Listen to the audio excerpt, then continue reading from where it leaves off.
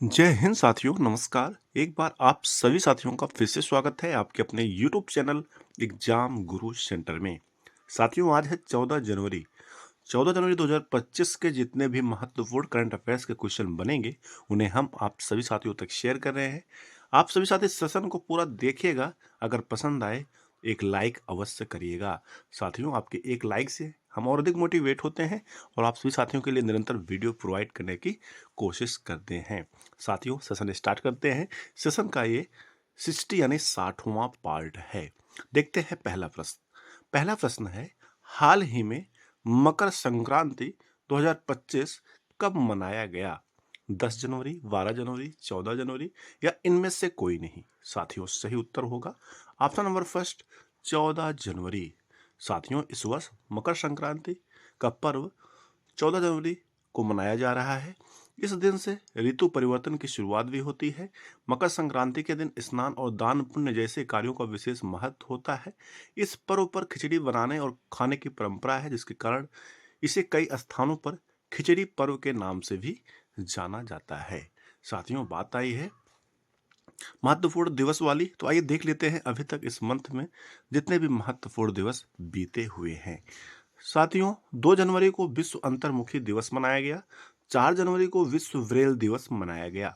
6 जनवरी को विश्व युद्ध अनाथ दिवस मनाया गया। साथियों, अगर बात किया जाए विश्व युद्ध अनाथ दिवस 2025 की थीम क्या है? थीम है साथियों, अनाथ जीवन भी मायने रखता है। 7 जनवरी को राष्ट्रीय बाबल हेड दिवस मनाया गया। 8 जनवरी को पृथ्वी का घूर्णन दिवस मनाया गया। 9 जनवरी को प्रवासी भारतीय दिवस मनाया गया। साथियों, अगर प्रवासी भारतीय दिवस की थीम की बात किया जाए 2025 की, तो विकसित भारत के लिए प्रवासियों का योगदान। साथियों, 10 जनवरी को विश्व हिंदी दिवस मनाया गया। अगर विश्व हिंदी दिवस की थीम की बात किया जाए तो थीम है वैश्विक एकता और सांस्कृतिक गर्व की आवाज हिंदी। साथियों, 13 जनवरी को 12 जनवरी को राष्ट्रीय युवा दिवस मनाया गया। राष्ट्रीय युवा दिवस की थीम है राष्ट्र निर्माण के लिए युवा सशक्तिकरण।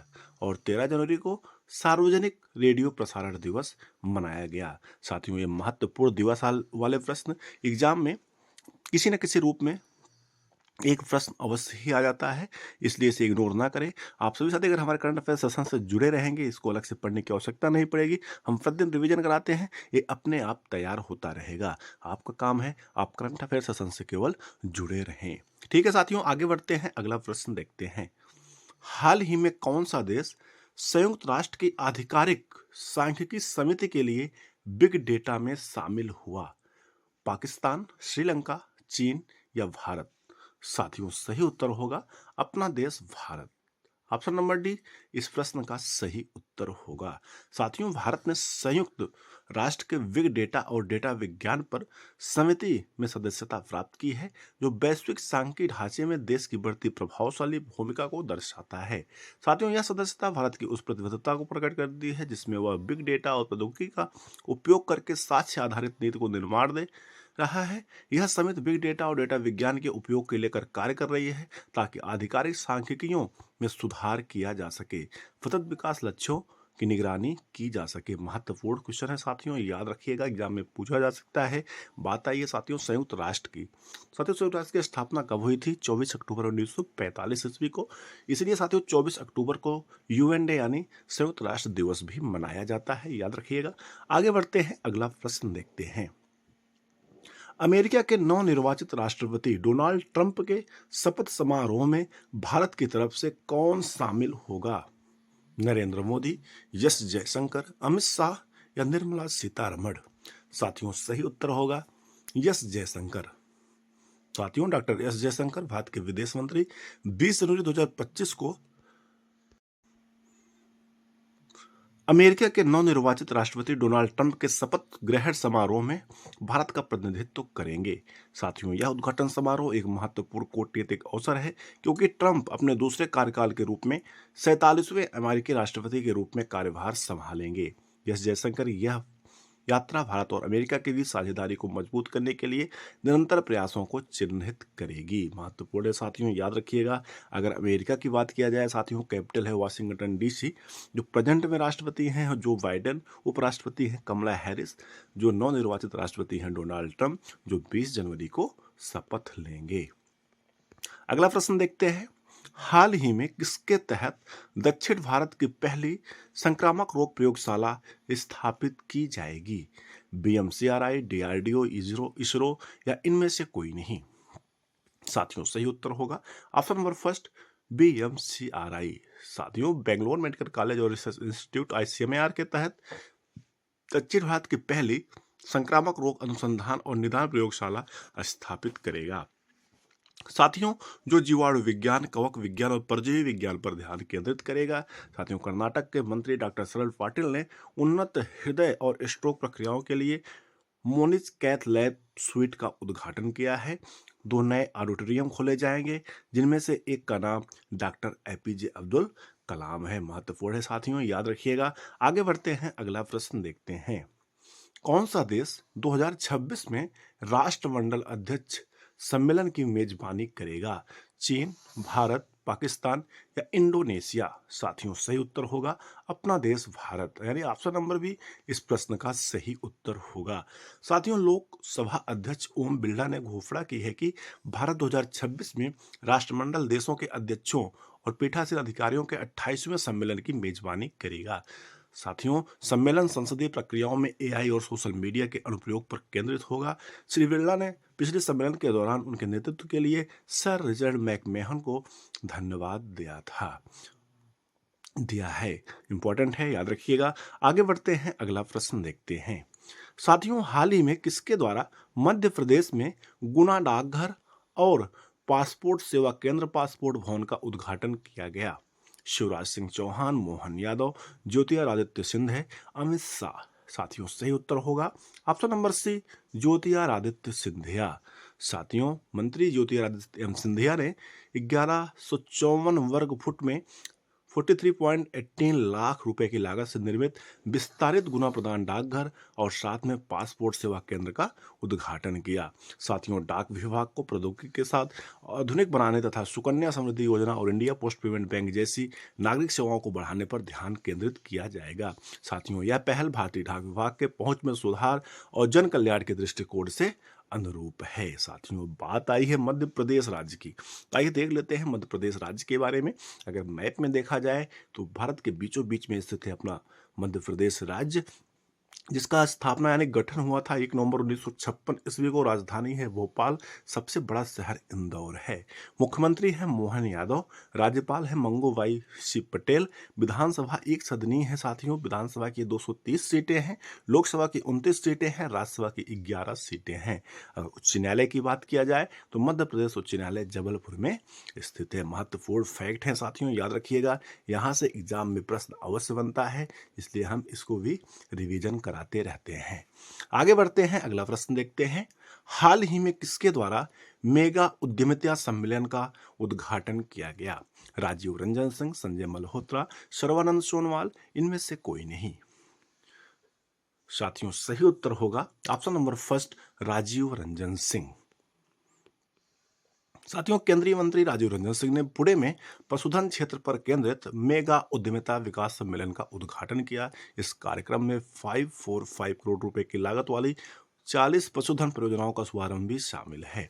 इस सम्मेलन का उद्देश्य हितधारकों को एकजुट करना, चुनौतियों का समाधान करना और क्षेत्र के विकास के लिए उद्यमशीलता को बढ़ावा देना है। आईएमपी महत्वपूर्ण है।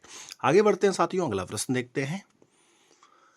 हाल ही में किस राज्य के विकास के लिए अडानी समूह ने 65,000 करोड़ रुपए के निवेश की घोषणा की है? छत्तीसगढ़, बिहार, झारखंड या उड़ीसा? साथियों सही उत्तर होगा ऑप्शन नंबर फर्स्ट, छत्तीसगढ़। साथियों अडानी ग्रुप छत्तीसगढ़ में 65,000 करोड़ रुपए का निवेश करेगा। उद्योगपति गौतम अडानी ने रविवार को इसकी घोषणा की।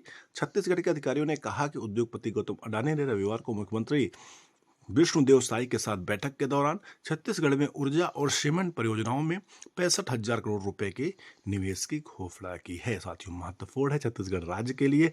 तो आइए देख लेते हैं छत्तीसगढ़ राज्य के बारे में कुछ महत्वपूर्ण फैक्ट। साथियों अगर मैप में देखा जाए तो छत्तीसगढ़ राज्य यहाँ पर स्थित है।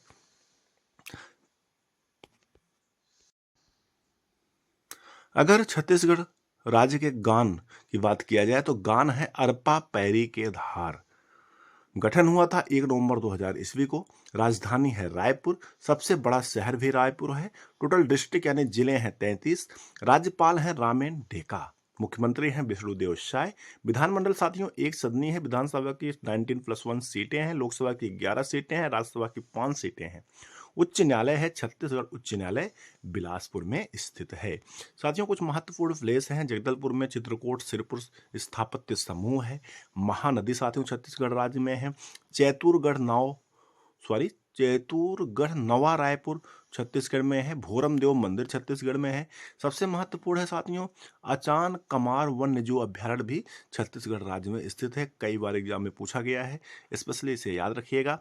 बस्तर का दशहरा और सतरेंगा जलाशय छत्तीसगढ़ में प्रसिद्ध है, महत्वपूर्ण है, याद रखिएगा। आगे बढ़ते हैं, अगला प्रश्न देखते हैं। हाल ही में भारत किस देश के साथ खनन साझेदारी पर सहमति जताई? मंगोलिया, चीन, श्रीलंका या इनमें से कोई नहीं? साथियों सही उत्तर होगा ऑप्शन नंबर फर्स्ट, मंगोलिया। साथियों भारत ने खनिज विज्ञान और अन्वेषण के क्षेत्र में सहयोग के लिए मंगोलिया के साथ समझौता ज्ञापन हस्ताक्षर करने की तैयारी की है। यह समझौता संसाधन सुरक्षा को बढ़ाने और आपूर्ति श्रृंखलाओं में विविधता लाने के उद्देश्य से किया जा रहा है। यह पहल भारत की तांबा और कोकिंग कोयल के बढ़ती मांग को पूरा करने के लिए आयात पर निर्भरता के बढ़ने के संदर्भ में आई है, जो विद्युत उत्पादन, निर्माण और इस्पात उद्योगों के लिए अत्यधिक आवश्यक है। महत्वपूर्ण है साथियों अगर बात करें मंगोलिया की, तो मंगोलिया की राजधानी है उलन बातोर। मुद्रा है मंगोलियाई तुगरिक। साथियों रेलवे के एग्जाम में कैपिटल करेंसी कई बार पूछा गया है, इसलिए हम बताते रहते हैं, इसको याद रखिएगा। अवश्य किसी ना किसी एग्जाम में प्रश्न यहां से बनेगा। जो देश करंट में रहते हैं, करंट में कोई न्यूज रहती है, उनका कैपिटल और करेंसी ज्यादा पूछे जाने की संभावना रहती है, इसलिए याद रखिएगा। आगे बढ़ते हैं, अगला प्रश्न देखते हैं। उत्तर प्रदेश के प्रयागराज में महाकुंभ कब से शुरू हुआ? 9 जनवरी, 12 जनवरी, 13 जनवरी या इनमें से कोई नहीं? साथियों सही उत्तर होगा ऑप्शन नंबर सी, 13 जनवरी। साथियों आस्था और मानवता का सबसे बड़ा संगम महाकुंभ उत्तर प्रदेश प्रयागराज में 13 जनवरी से शुरू हुआ है। इस भव्य आयोजन में भाग लेने वाले तीर्थयात्रियों के लिए सभी व्यवस्थाएं पूरी कर ली गई हैं। संस्कृत मंत्रालय ने प्रयागराज में कलाग्राम बनाया है, जो देश की जीवंत संस्कृति को प्रदर्शित करेगा। साथियों केंद्रीय संस्कृति एवं पर्यटन मंत्री गजेंद्र सिंह शेखावत ने आज कलाग्राम का उद्घाटन किया। महत्वपूर्ण है साथियों, महाकुंभ से प्रश्न अवश्य बनेगा पेपर में, इसलिए याद रखिएगा। आगे बढ़ते हैं, अगला प्रश्न देखते हैं। हाल ही में IPL Indian premier league season 2025 के लिए पंजाब किंग्स का कप्तान कौन बनाया गया? श्रेयस अय्यर, शिखर धवन, ऋषभ पंत या इनमें से कोई नहीं? साथियों सही उत्तर होगा option number first, Shreyas Iyer. साथियों श्रेयस अय्यर को आगामी Indian premier league IPL 2025 season के लिए पंजाब किंग्स का कैप्टन चुन लिया गया है। यह घोषणा साथियों reality television show big boss के एक विशेष सत्र में की गई, जहां अय्यर अपने साथियों यजुवेंद्र चहल और शशांक सिंह के साथ उपस्थित थे। साथियों श्रेयस अय्यर जो आईपीएल 2025 में बिकने वाले खिलाड़ियों में नंबर 2 पर थे, 26.75 करोड़ में बिके थे। सबसे हाईएस्ट बिकने वाले खिलाड़ी हैं ऋषभ पंत, जिसको लखनऊ सुपर जायंट्स ने 27 करोड़ में खरीदा है। आगे बढ़ते हैं साथियों, अगला प्रश्न देखते हैं। हाल ही में बीसीसीआई कोषाध्यक्ष किसे नियुक्त किया गया? दियोजित सैकिया, प्रभतेश सिंह भाटिया, जय शाह या इनमें से कोई नहीं?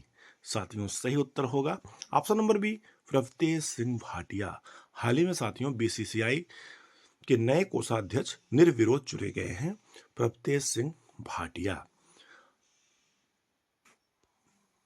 साथियों अगर सचिव की बात किया जाए तो जय शाह जब से आईसीसी के अध्यक्ष बने हैं, सचिव का पद खाली था, दियोजित सैकिया को सचिव बनाया गया है। साथियों अगर बीसीसीआई की बात करें तो the board of control for cricket in India, जिसकी स्थापना 1 दिसंबर 1928 ईस्वी को हुई थी। प्रेजेंट में जो अध्यक्ष हैं रोजर विन्नी हैं, सचिव हैं दियोजित सैकिया। याद रखिएगा एग्जाम में यहां से प्रश्न अवश्य बनेगा। साथियों और जो नियुक्तियां हुई हैं, यूआईडीएआई का सीईओ बने हैं भुवनेश कुमार, भारतीय वाणिज्य एवं उद्योग मंडल के महासचिव बने हैं वी सुब्रमण्यम, इसरो के नए अध्यक्ष बने हैं वी नारायण। साथियों इसरो के नए अध्यक्ष आगामी किसी भी एग्जाम में आ सकता है, इसको अवश्य याद रखिएगा कि इसरो के नए अध्यक्ष कौन बने हैं, किसकी जगह पर बने हैं, यश सोमनाथ, इसे भी याद रखिएगा। हेडक्वार्टर कहाँ है, बेंगलुरु में। स्थापना कब हुई थी, 15 अगस्त 1969 को। ये सारे फैक्ट्स याद रखिएगा, एग्जाम में पूछा जा सकता है। साथियों प्रवासी भारतीय सम्मान 2025 किसे मिला है, सैयद अनवर खुर्शीद को। ये भी महत्वपूर्ण है, याद रखिएगा। साथियों कल का प्रश्न था जिसका उत्तर आप सभी साथियों को कमेंट सेशन में देना था। प्रश्न था यूआईडीएआई का सीईओ कौन बना है, भुवनेश कुमार, वी सुब्रमण्यम, वी नारायण या इनमें से कोई नहीं। साथियों इसका सही उत्तर होगा option number first, Bhuvnesh Kumar अभी हाल ही में यूआईडीएआई के सीईओ बनाए गए हैं। आज का प्रश्न है आप सभी साथियों के लिए, जिसका उत्तर आप सभी साथियों को कमेंट सेशन में देना है। प्रश्न है सतपुड़ा राष्ट्रीय उद्यान भारत के किस राज्य में स्थित है। इसका उत्तर आप सभी साथी कमेंट सेशन में अवश्य मेंशन करिएगा। 4 ऑप्शन दिए गए हैं, बिहार, पंजाब, मध्य प्रदेश, उत्तराखंड। क्या होगा उत्तर, अवश्य लिखिएगा। साथियों इस प्रकार से आज का अपना महत्वपूर्ण करंट अफेयर्स का सेशन कंप्लीट हुआ। हमें उम्मीद है आप सभी साथियों को सेशन अवश्य पसंद आया होगा। अगर पसंद आया होगा तो एक लाइक करिएगा, ज़्यादा शेयर करिएगा। अगर चैनल पर पहली बार आए साथियों, चैनल को सब्सक्राइब कर लीजिएगा, साथ में बेल आइकन प्रेस कर लीजिएगा, जिससे कोई न्यू वीडियो बनती है तो आप सभी साथियों तक नोटिफिकेशन के माध्यम से सबसे पहले प्राप्त होती रहे। Thanks for watching. Exam Guru funder परिवार से जुड़ने के लिए बहुत बहुत धन्यवाद। मिलते हैं नेक्स्ट सेशन में, तब तक के लिए जय हिंद, बेस्ट ऑफ लक।